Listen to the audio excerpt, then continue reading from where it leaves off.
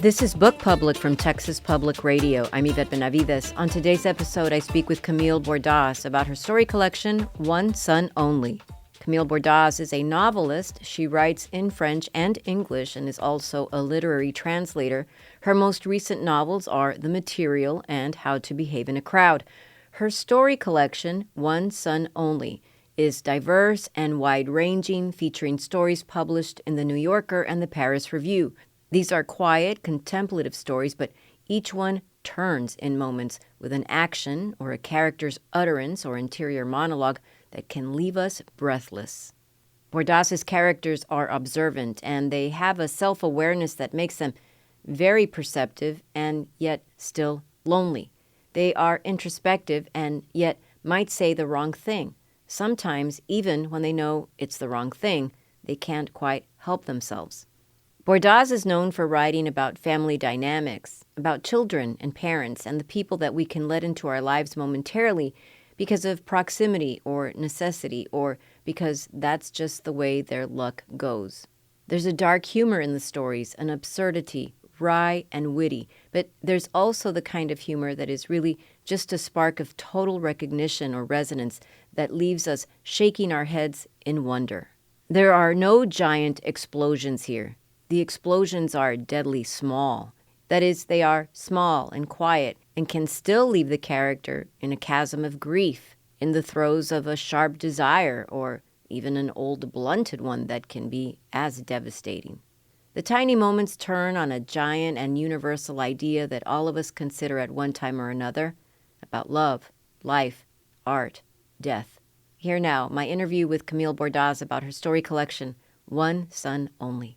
I've been reading you for so long in The New Yorker and read your novels. Just for our listeners who might not be so familiar, tell us about yourself as a writer, as someone who writes in more than one language, also translates, just anything you want to share. So it's something I think about a lot, like when I started writing also seriously, because I think like a lot of teenagers or people who love book, I started journaling when I was a teen, but I was a very dark French teen. And so all the journal entries were very like sad and sappy. And so when I really started writing fiction, I think I was basically my student's age right now, so 19, 20. And I started writing in French, which is my mother tongue, and I grew up in France. So I wrote a couple novels in French, and then I moved to Chicago, to the United States, about 15 years ago, I would say. And I started writing in English, first of all, because I love this language, and secondly, because my husband doesn't speak a word of French, and he's a writer as well. And I think like most of our courtship was over email, and he was telling me that I was a great writer in English and I should try it with my fiction. So he could know what type of writer I was and like what kind of person he married as well. I started writing in English kind of like, it was not a dare, but I was like, I was really enjoying it. But yeah, I started writing in English around, the age of 25, and I started writing a novel, which I published. And then I completely fell in love with the short story form, which is not something I grew up reading as a French child. Like, this is almost a form that we're not taught of it. We're not taught it as an extinct form, but like the short stories we read in French school are like Maupassant, or like something that the Russians did, there's no French tradition of short story outside of Guy de Maupassant and some fantastical authors. And so it's something I was just not at all, I didn't know anything about it. So I started reading a lot of short stories and then writing them as well. So that's the trajectory in a nutshell. Wow. Yeah. There's so much that I want to ask you now. First of all, right, go ahead. How romantic that your courtship was this way, and you embrace this language, and I think that's lovely. But also, I'm so interested about this idea about the French and the short story. I love to read everything, but the short story is so special to me. I just love short stories. And I think it was because as a reader, I kind of cut my teeth on short stories, in high school, in middle school, in high school. And this is what was assigned to us for the most part. And, Jack London and these kinds of classic works, maybe some of the Russians too. And certainly The Necklace by Maupassant. Yeah. But it's so exciting to me that there is this story collection out in the world of yours because I'm Mhm. such a fan of your work. And I Thank you. wonder how the situation was for you in sort of embracing this other genre because you are a novelist. What is it like for you? What has it been like for you? And I know you've been writing stories a long time, and maybe I want to ask you about writing short stories in English as somebody who grew up in France. I don't even know what I'm asking you, but there's Yeah, a no, but I question think I in know there. where you're going because I'm also thinking like what it is about short stories that kept me at bay. Even though I like as a teen I read all the time, but I feel like and I said this thing about as a French person you kind of assume that they're an old like previous century thing, and then also but my mother taught Spanish and Latin American literature in college when I was younger, and like she was reading. Rulfo and the short stories by Cortázar, and I read a few, and I felt like the need. I mean, I don't know if it's Axolotl or another story by Cortázar, but I was like, they need to have like a strong hook and be extremely plotty, and I felt like they always had to have a fantastical element. Like I don't know, I had this notion that they pertain to like a sort of magical realm that didn't correspond to what I like to write.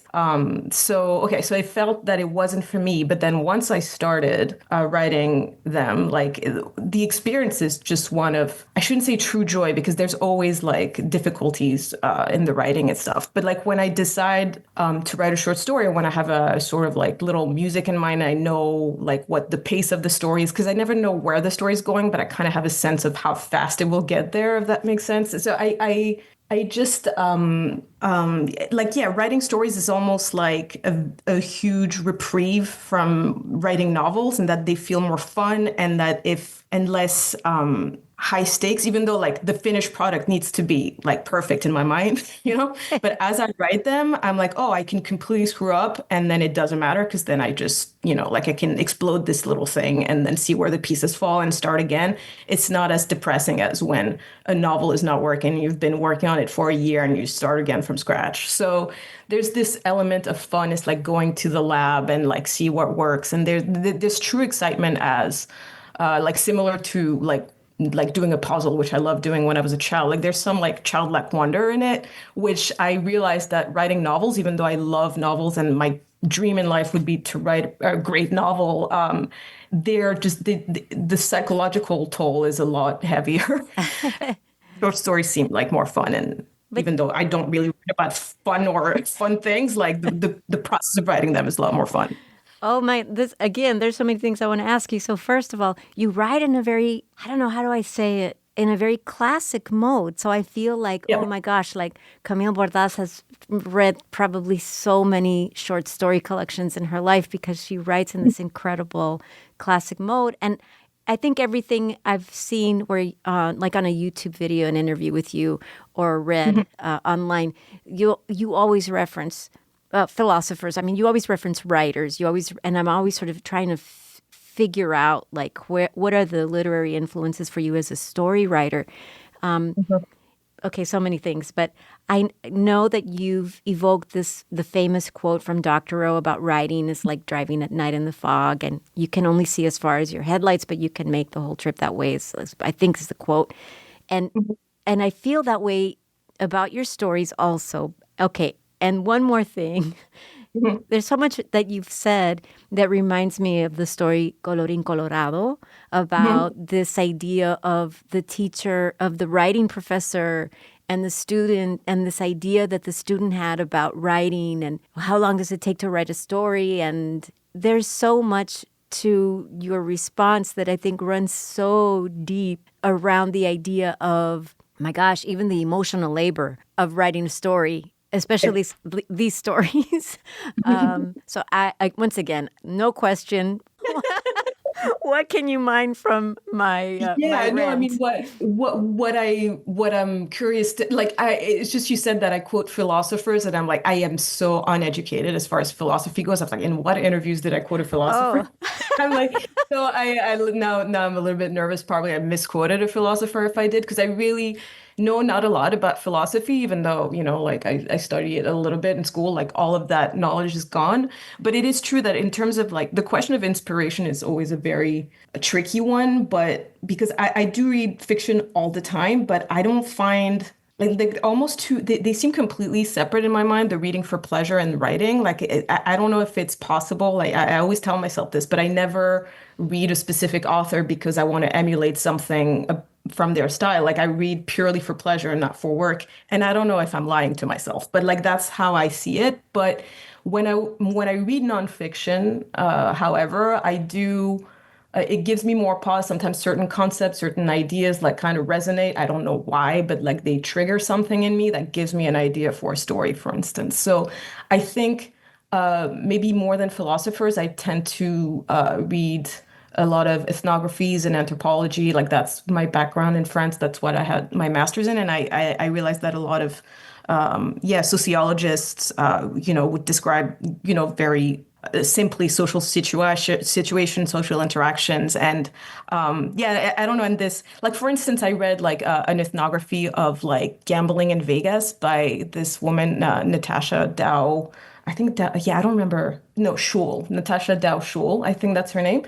And just I learned so much about gambling and the way the machines in Vegas are designed and how they're designed to keep people hooked. And that just like, I don't know what it is yet, but I know I'm going to write something and not about Vegas, but that kind of like mirrors the feeling I had while reading this ethnography, if that makes sense. Like it's just, it makes me feel something. And I'm like, I need to translate this into a story. So yeah, so my inspiration comes from mostly nonfiction, weirdly, and then Uh-huh. reading fiction for pure pleasure. Well, Yeah. well, I was talking to somebody about your stories, and I said, I just love these stories. They remind me of all of my favorite story collections and story writers. And the person said, like who? And I honestly could not rattle off the names. I was just sort of like, I don't know, like all the best ones. I was just like, but That's nice. I couldn't put my finger on Yeah. what it was. So, um, now, okay, so let me ask you this. So you're telling me about the inspiration that you glean from the things that you read that are true stories. So I'm thinking now of, sorry, in my brain, I'm Mhm. thinking now of like the lottery in Almeria, right? So that's such a cool. They're all so wonderful, but that story about how sort of like the psychology of like, well, if the winning ticket was sold in this place, like, don't even bother buying it there the next time. Yeah. Like all of these very real things, and it reminds me of this. So Frank O'Connor, right? As a big short story nerd, I'm gonna talk about Frank O'Connor. Go ahead. In The Lonely Voice, he talks about how all stories are about loss, and this is the access point, right? Is the loss. Mhm. And this is so true for your characters in that they're lost or they lost something or they're just so bereft and maybe they don't really understand why, and there's this kind of ennui or there's just something missing. And Mhm. I think this idea it's so complex. I mean, it's very easy to say, "Oh, all stories are about loss. Look for it. Put your finger on it in the story." That's not how it Yeah. works. Yeah. But I feel like the way that your characters are moving through the story with this idea of loss or being, bereft or not even having a clue what's missing, and that becomes the problem. They're on a constant search, or there's even a kind of loss by proxy, I feel sometimes. So, that's so fascinating to me. Um, Yeah. I don't know. What do you think about this idea of your own characters and the losses that they are experiencing in stories? Where does that idea come from? Well, I don't know. It's hard to pinpoint, obviously, but I mean, it's something as basic as I would know how to write about someone who has no problems and who is happy. But I kind of want to challenge myself to do it because, yeah, like it's true that putting all these stories together, because I've been writing them over the last 10 years, like I realized that th there was indeed like a set, like some common themes. Like, yeah, there is loss, there is grief, but I will say, like, not to like speak too highly of myself, but like I really do try to make these stories funny because I love writing. Like everything I love to read has like humor in it, so it's not like completely dreary. People like yeah.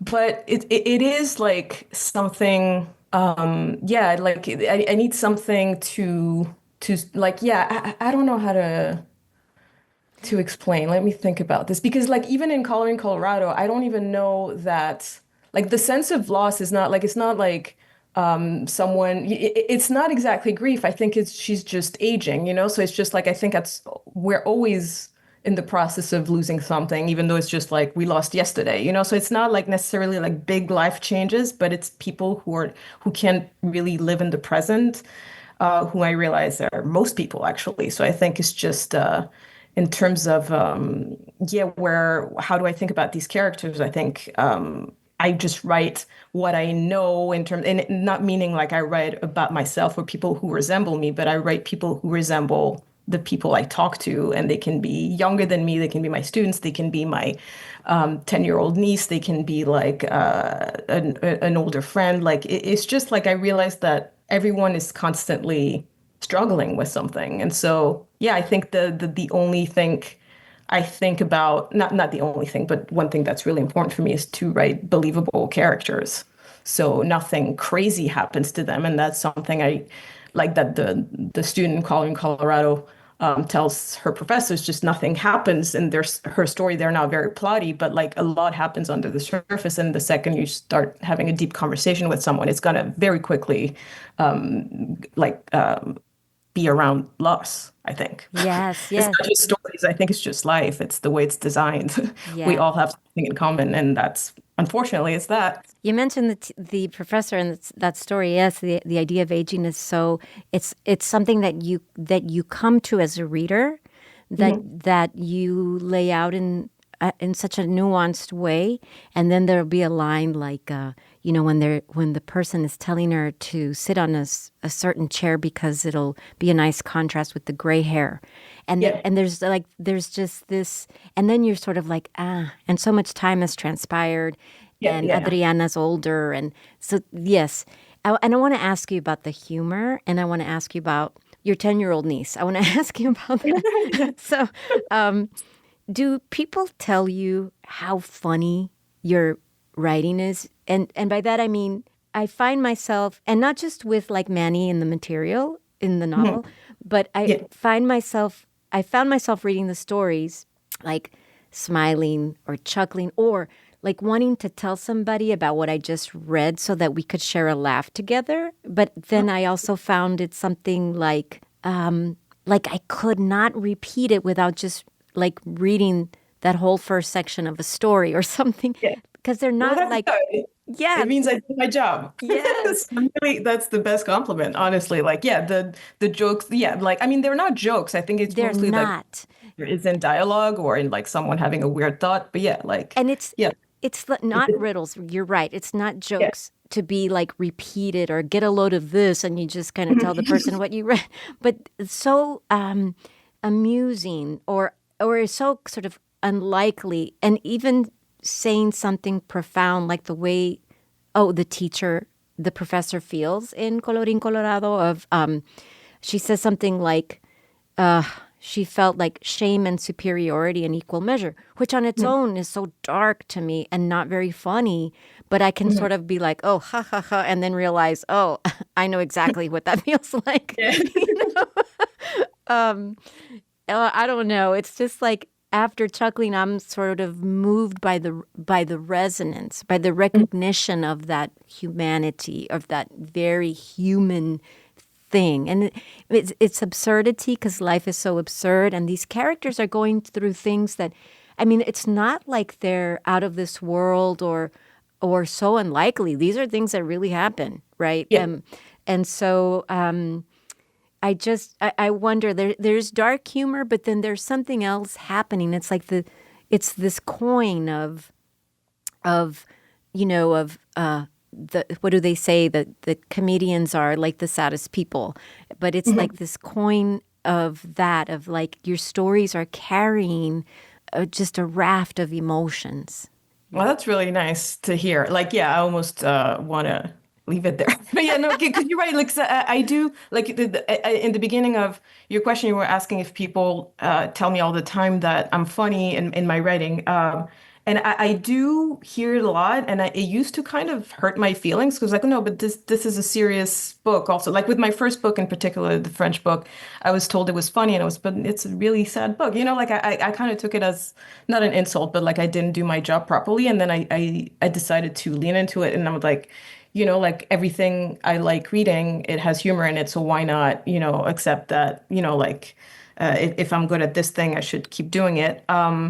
But yeah, with I think in particular, like I give a couple of readings of the title story, One Son Only, in front of an audience, which yeah, I did it last summer, and I was really surprised by the reaction at certain points, like the an explosion of laughter at a line that I did think was funny, but I thought was mostly like extremely dark about the failure of a father to relate to his daughter.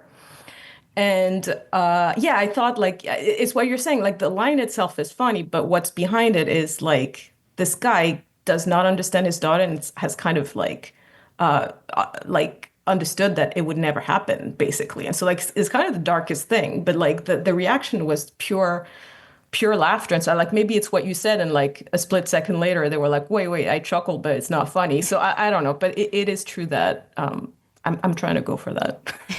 I like to be disturbed in this way. I mean, I'm really glad to hear what you're saying because I think what I'm trying to do, and it's impossible to know if I'm successful, is to like write the kind of stuff that I like reading and the way you're describing. Yeah, like I want to laugh, and at the same time, I want to be disturbed a little bit at having laughed at that. So I'm glad that in some parts it works. Yes, it's a spark of recognition, even if Yeah, it's not resonant because it's me or it's yeah, an experience that happened to me or that's like something I experienced, but it's just a spark of recognition about people. You're such a noticer of people in these, in their pajamas, at night, yeah, painting yeah, something. Um, I love the way you write children and how to behave in a crowd, for example. But in Once and Only, the story that you mentioned, and I yeah. love the way you write parents and Mhm, even parents that are sort of in the background in a story. And I love the way you write men, yeah. a male character. Mhm, And again, no, I have absolutely no question for you, Camille. I'm just telling you that the stories go in so many different places. And I was thinking about the Dr. O quote and the endings of your stories. So the endings of your stories, I've been really trying to study and mhm, like when you turn over a cross stitch or an embroidery to see how did they do that. mhm, And I feel like when I start a short story in this collection, I sort of like have to, brace myself a little bit. I buckle in and I'm reading your story and I see the familiar scenery. I'm going and then I keep sort of driving along and then I really am seeing new spaces and then I like what I see and I keep going and then it starts to go really fast. And then it slows down and then it speeds up. And when I come to a stop, it's almost like the end of a carnival ride. Like I look up and I have to look around and get my bearings and I've landed and it all makes sense to me. Like it all makes sense to me. So this is what I have concluded. Yeah. This Okay. how Yeah. I'm a failure at studying the endings of your stories because that's the only these are the only mixed metaphors that I have. Well, that's great. Yeah, okay. So in terms of like being a noticer, like I do think it is the entire not the entirety of my job, but a great and I don't I take pleasure in noticing, so it's not a problem. But it's true that sometimes like people are really surprised that I don't have children because I wrote the parents so well and I wrote the children so well. So how the hell would I know? I'm like, I'm around parents and children all the time. Like I think I can like imagine like I'm a fiction writer. I'm not like I don't write essays about myself, so I can obviously imagine and like if I did my job well and they are surprised that I was able to. But I think I somewhat resent the idea that a fiction writer couldn't possibly imagine different lives than her own. Like I'm like that's the whole point. That's the whole job. And so Yeah, I'm like actually like talking about nonfiction that I read. Like right now, I'm reading this book that I'm loving by Sidney Lumet. I don't know if you say Lumet or Lumet. Oh, About it's called Making Movies, and he's talking about actors, like an actor saying he needs to make sure that he has chemistry with the female lead in order to like for the movie to be made. And Sidney Lumet is like, but you're an actor. If there's no chemistry, you make it happen. Like if you have to murder her in the rest of the script, like do you need to feel like you want to murder her? Like like an actor is supposed to be able to imagine, like to act in all circumstances. I'm a fiction writer. I'm supposed to imagine, a little boy's life, like in How to Behave in a Crowd or the story Beyond. I was never a 12-year-old boy, but I can like it. The fun of my job is also to imagine that and to like do justice to that and not present this 12-year-old boy as the worst 12-year-old boy that I've ever met, just like a full human being at 12 years old. And so I don't know. So in terms of noticing, that's like I think like most writers, I was a shy child and I just try to gather clues, like see how other people like acted and if I could learn from them. And so I think it transferred into my professional life. Like I just except I talk to them now on top of observing them. So yeah, so that's kind of it. And in terms of like the shape of the stories and the endings, like I really like what you said. I try to not overthink it, but there's a kind of like understanding when you reach like the ending of something and you need to kind of slow down and accelerate. And yeah. It's kind of it sounds it's hard to explain this process, but I trust it so far. well, it's working, I gotta say. But it's so interesting to me that you're reading a book about Sidney Lumet. So, Why? because he's this director. Like one of my favorite movies is The Verdict with Paul Newman, Yeah. and Hmm. I think it's like 81, 82 movie or something. And Hmm. he's a so I don't know anything about him Yeah. except that he's like this, well-regarded American director Yeah. of Yeah. these hits from still from maybe more the 2000s. But that's so interesting to me that you're reading it. Well, it's kind of it's a friend of mine who recommended it. I was in Paris for to see my mother for Christmas, and I saw my best friend there, and we were in a bookstore. She was shopping for her husband, and she said this book by Sidney Lumet is great because we were in like a bookstore that specialized in cinema, and Ah, and so then I came home and I bought it, and she was right. It's a really great book. It's a fun book. I love books about process, and I think this whole thing, like I haven't finished it, but chapter by chapter, what it's like for the direct to work with a writer, what it's like with to work with the editor, the production design, and actors. The chapter about actors is great. I haven't seen The Verdict though. Now I have to, but yeah, like I do love many of his movies, like Network, Dog Day Afternoon, oh things like yes, he made like a ton of movies, yeah. and Oh, beautiful. I'm going to look for that book. yeah, I think you will like it a lot. So every once in a while, I'll like this is like a perennial thing. I'll read about like the resurgence of the short story. The short story is making a comeback, and I often think, well, for me, it has never gone anywhere. It has never. Yeah. What is the resurgence about? Um, and then I suppose the statement could have something to do with the fickleness of the publishing world, or reading trends, Mhm. and there's always been a like kind of a little bit of a myopic view of the genre. Like people will tell me, "Oh, I don't find short stories very satisfying." Once in a Mhm. while, somebody will say something like that, Yeah, of course. and then I stop speaking to them. But then, but but what is your sense of it? Like, what do you want?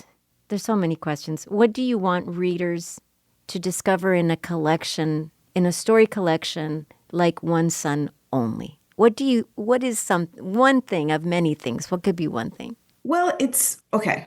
I will say that I understand people who like say like who are reluctant to read short stories because like it's weird because it's the shorter and shorter attention span, so it should lead to more people reading short stories.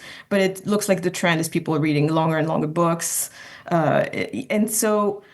But I understand wanting to be immersed in something. If you want to devote your attention to something, you want to be consumed by it and spend like days and days and days with it. But to me, it's like the short stories are like, as I was saying, writing them and also like reading a great one for me is really a burst of excitement and a sort of renewed excitement for life. So yeah, but what I would want people. I mean, I don't. I don't know. It's really hard to know. It's really hard for me to pitch this book. Like I think it's strange because I'm really proud of it, and at the same time, I'm really wary in my life. I don't want to encourage people to read my work and then have them read it and hate it because there's such limited time in life. So I don't know. I think it is yeah, I don't know. I have absolutely no idea actually how to answer this question. What I want to like I want them to enjoy the writing and feel for the characters and like be transported and like think about life a little bit differently. Like it sounds like super megalomaniac in some ways, but also I just want them to enjoy themselves. Like I don't know. It's weird 'cause, like reading is my favorite thing in the world, so I always assume like like if you read a few random lines of this book and you like it, maybe it's for you. Like I don't know. I don't know how I to encourage people to read short stories. If I knew, I would be. It is so marvelous. It is so excellent. It Thank is you. my current favorite thing. I've been carrying this book around, and yes, that's what I do. I just sort of there's this like osmotic thing. I just carry them around in my bag for days and days and days, even after I finish Yeah. reading it. Well, that's great to hear. Yeah, I mean that like yeah, if it could do that, yeah, that's what I wanted to do for people. So they want to carry it around and recommend it to a friend because it's a I mean, I think like sad things happen in the book, but I think these stories are like ultimately like warm stories, like not, you don't yeah, I don't know, like this feeling of warmth and you want to share this with someone you love. And yeah, I think it's yeah, I think that's what I would want. Yeah, I have this feeling about it like you enter these worlds and they're all the stories are so different and all the characters are so different and all the situations. And I always think about this idea that somebody said to me once that every family has a secret, and if you don't think that's true, the secret is about you. So Yeah. I was thinking about like, and they're not secrets in that kind of, you know, in that sort of it will knock over your life and you'll never recover from it sorts of Yeah. secrets, but just like the things that we keep. We are in short stories. I feel like one of the things that I admire so much is that the characters are mysteries to each other, and the Hmm. characters remain mysteries to us as Yeah. readers. And Yep. they don't. The stories don't answer questions in some pat way.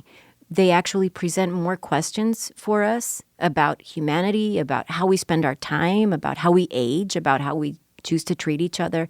There's something so elemental there and so essential for me to be able to do that. And maybe it is maybe not a short attention span, but because I love the experience, so I want to go into the story and into another story and into another story, and the brevity of it maybe is what allows me to to feed my addiction. But Yeah. Camille Bordas, I cannot thank you enough. I am so thrilled and so honored to be able to talk to you. I cannot believe I'm talking to you. Oh, thank you so much. This was a great interview. You did, yeah.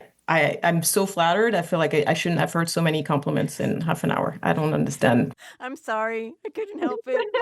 Oh, I'll recover. I'll recover. But yeah, I was not expecting that. Camille Bordas is the author of the story collection, One Son Only. This has been Book Public from Texas Public Radio. Jacob Rosati composed our theme music. Dan Katz is Texas Public Radio's news director. I'm Yvette Benavides.